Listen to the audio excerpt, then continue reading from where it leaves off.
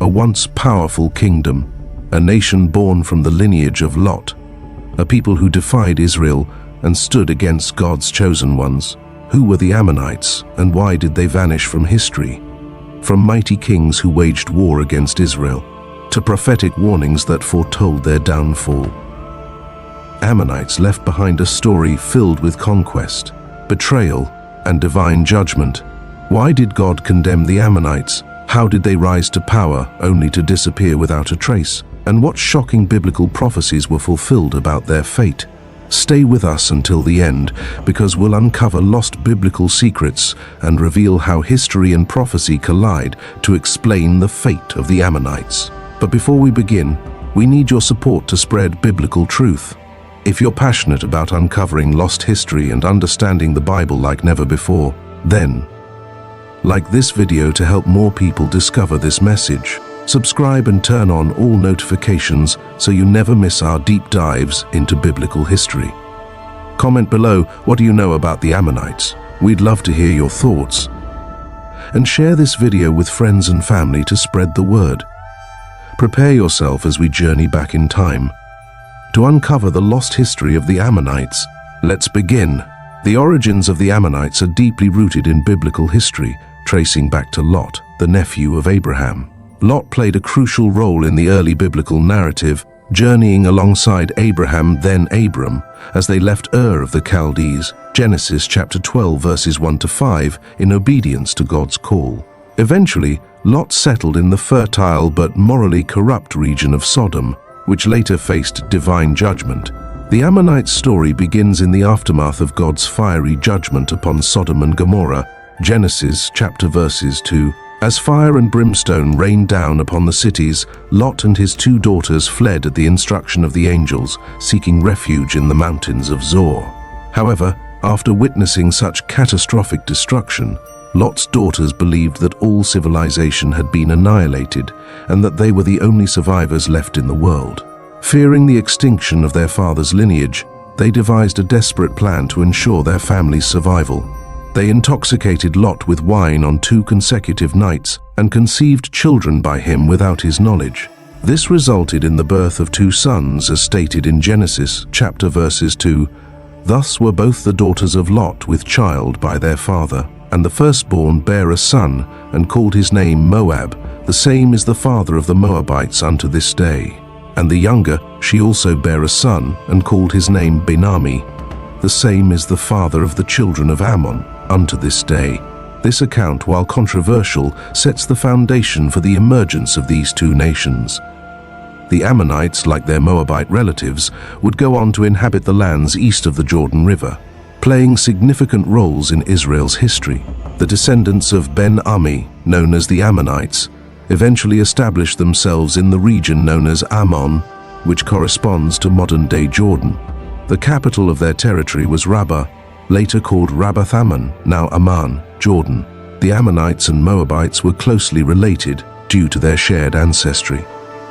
Both were descendants of Lot, and both settled in regions east of the Jordan River. However, despite their familial ties, the 2 nations had distinct cultural and political identities and often found themselves entangled in conflicts, both with each other and with Israel. The Ammonites established their kingdom east of the Jordan River, in a land known as Ammon. This territory, situated between the Arnon River to the south and the Jabbok River to the north, was an area of strategic and economic importance. Today, this region corresponds to modern Jordan with its ancient capital, Rabbath Ammon, now known as Amman, Jordan's capital city. The land of Ammon was fertile, well-suited for agriculture, and rich in natural resources. Its position along major trade routes, particularly the King's Highway, made it a hub for commerce and interaction with neighboring civilizations. This route was a crucial ancient trade and military road that connected Egypt to Mesopotamia, passing through Edom, Moab, Ammon, and Bashan. Because of its strategic location, the Ammonites maintained both economic and military strength, often engaging in trade, alliances, and warfare with surrounding nations, including Israel, Moab, Edom, and Aram, modern Syria. God himself designated the land of Ammon as a possession for the descendants of Lot, instructing the Israelites not to take it when they entered the promised land. Deuteronomy chapter 2 verse 19, "And when thou comest nigh over against the children of Ammon, distress them not, nor meddle with them, for I will not give thee of the land of the children of Ammon any possession, because I have given it unto the children of Lot for a possession." This decree shows that, despite later hostilities, the Ammonites' land was divinely allocated, just like the Moabites' territory. The Israelites were to respect these boundaries, though tensions between the two nations would later arise. Throughout biblical history, the Ammonites were frequent enemies of Israel, engaging in raids, territorial disputes, and outright wars. Their hostility toward Israel was evident from the time of the Exodus and continued for centuries.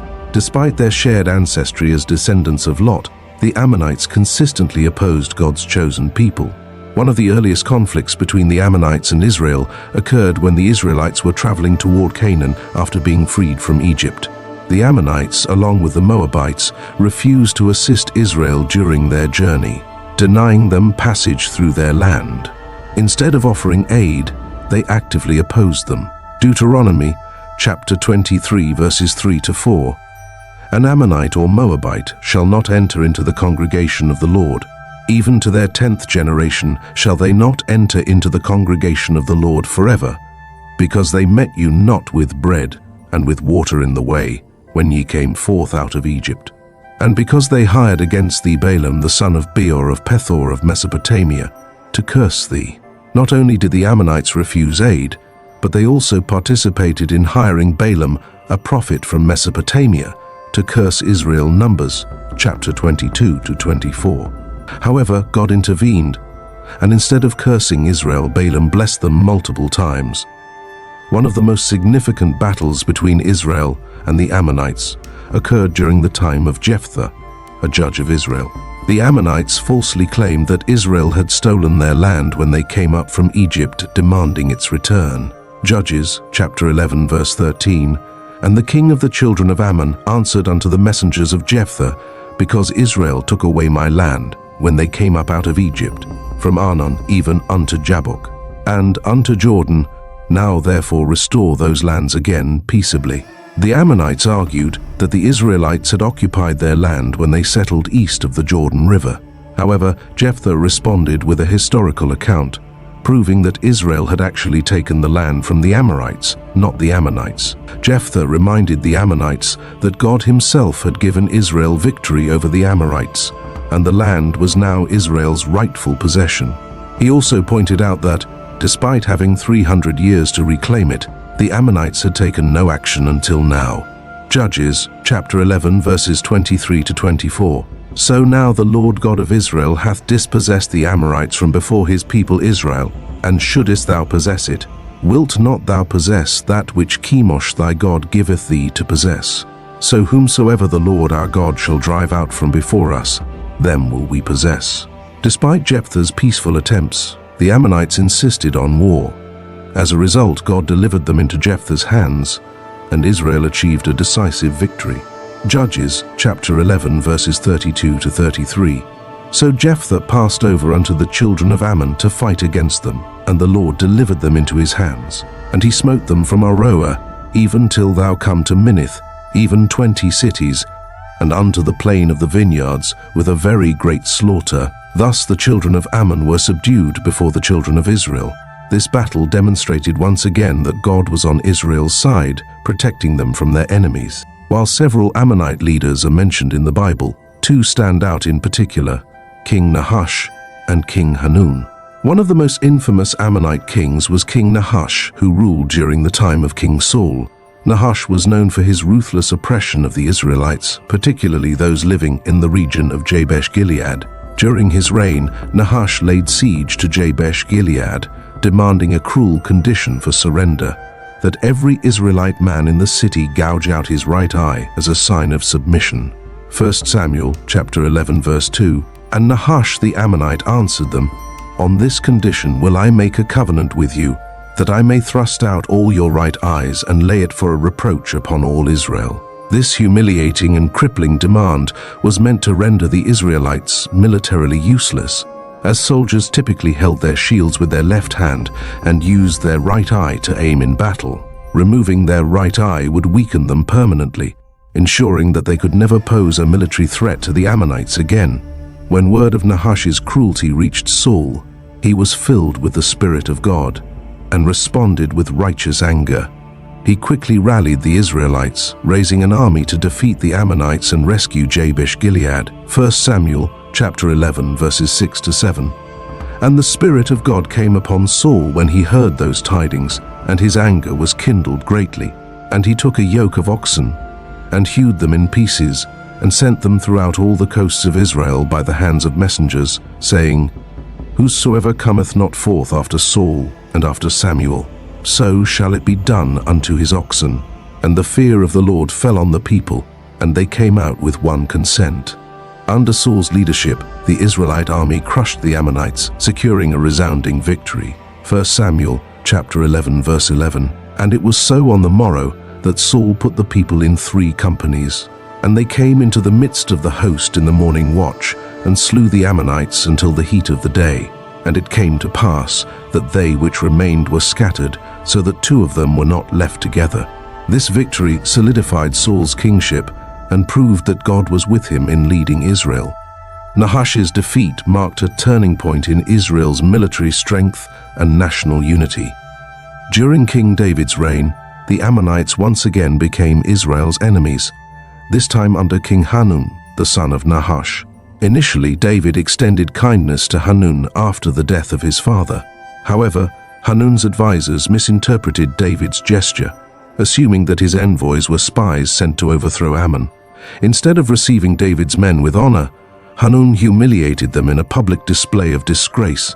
2 Samuel chapter 10 verse 4 to 5.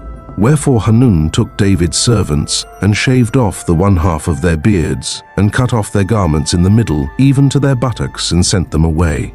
When they told it unto David, he sent to meet them, because the men were greatly ashamed. This public humiliation was a direct insult to King David and all of Israel. As in ancient Near Eastern culture, a man's beard was a sign of honor and dignity. Cutting off half of their beards and exposing their bodies was meant to shame them. David, angered by this insult, declared war on Ammon. The Ammonites, realizing they had provoked Israel, hired Aramean Syrian mercenaries to help them in battle. 2 Samuel chapter 10 verse 6. And when the children of Ammon saw that they stank before David, the children of Ammon sent and hired the Syrians of Beth-rehob, and the Syrians of Zobah, 20,000 footmen, and of King Maacah 1,000 men, and of Ishtob 12,000 men. David sent Joab, his military commander, to confront the combined Ammonite-Syrian forces. With God's help, the Israelites defeated the Arameans, and the Ammonites retreated in fear. 2 Samuel chapter 10 verses 13 to 14. And Joab drew nigh, and the people that were with him, unto the battle against the Syrians, and they fled before him. And when the children of Ammon saw that the Syrians were fled, then fled they also before Abishai, and entered into the city. Later, David himself led the final assault, capturing Rabbah, the capital of Ammon.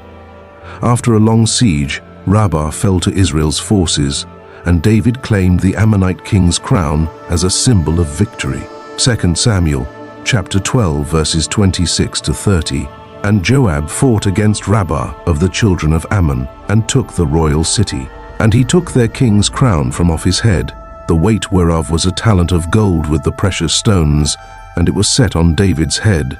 And he brought forth the spoil of the city in great abundance. David subjugated Ammon, making them a vassal state under Israel's control. The Ammonites, once a powerful and strategic nation, gradually declined in strength and influence over the centuries. Their history is marked by wars, conflicts with Israel, and alliances with foreign empires, but eventually, their identity as a distinct people was lost. The Bible provides prophecies and historical records that trace their fall from power, culminating in their eventual disappearance from history. As time passed, the Ammonites continued to exist as a nation, but their strength was greatly diminished.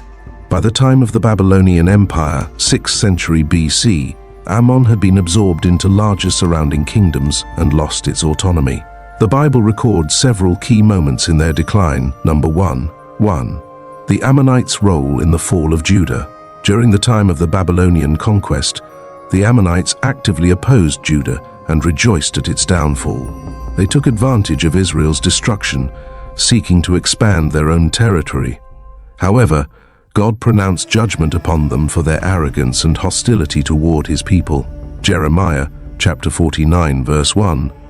Concerning the Ammonites, thus saith the Lord, hath Israel no sons? Hath he no heir? Why then doth their king inherit Gad, and his people dwell in his cities? The Ammonites seized Israelite land after the Babylonians exiled the people of Judah.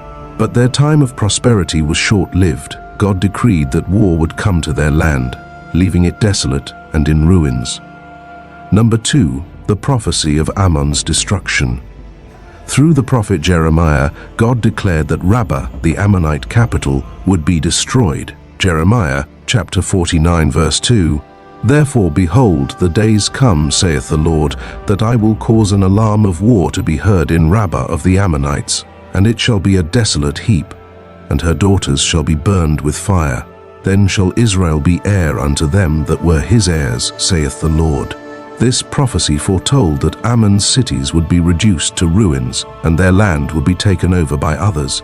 Historically, this came to pass when the Babylonians invaded Ammon, devastating the kingdom and incorporating it into their empire.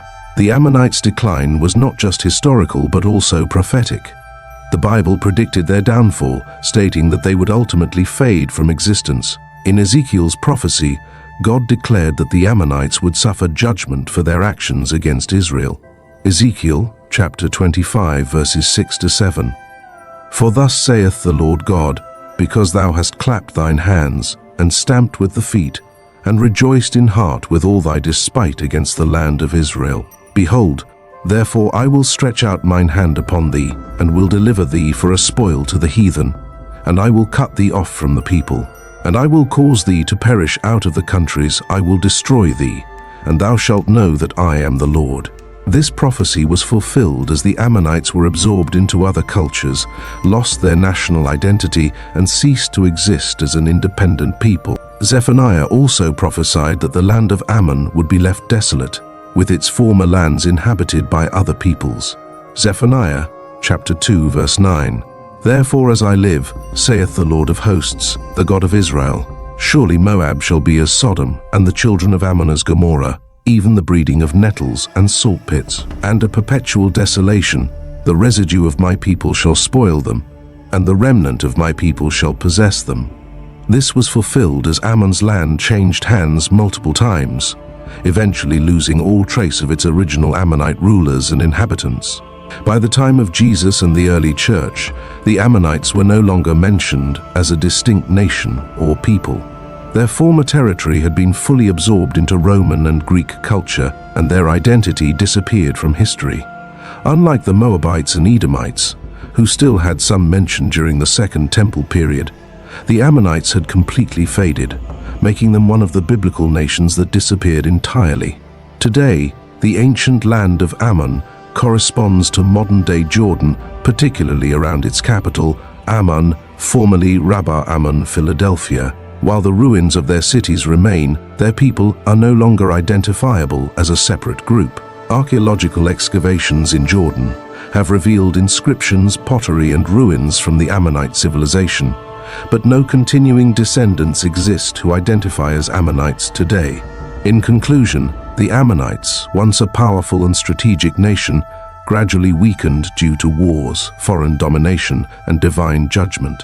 Their history is a testament to the accuracy of biblical prophecy, as every prediction about their destruction and disappearance was fulfilled.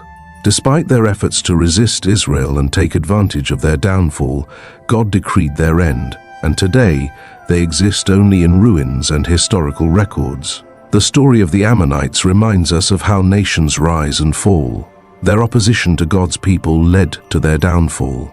It also teaches us that even those with a connection to God's people, as descendants of Lot, can turn against his will and face judgment. This is a call for us to remain faithful to God's plan and not oppose His people. History proves that those who stand against God's purposes ultimately fall. The Ammonites were once a mighty people, but they vanished from history, just as the Bible foretold. Their story is a powerful testament to God's sovereignty over nations. If you enjoyed this deep dive into biblical history, don't forget to like this video, subscribe, and share it with others who love learning about the Bible. Which ancient people do you want us to cover next? Let us know in the comments below. Thank you for watching, and may God bless you.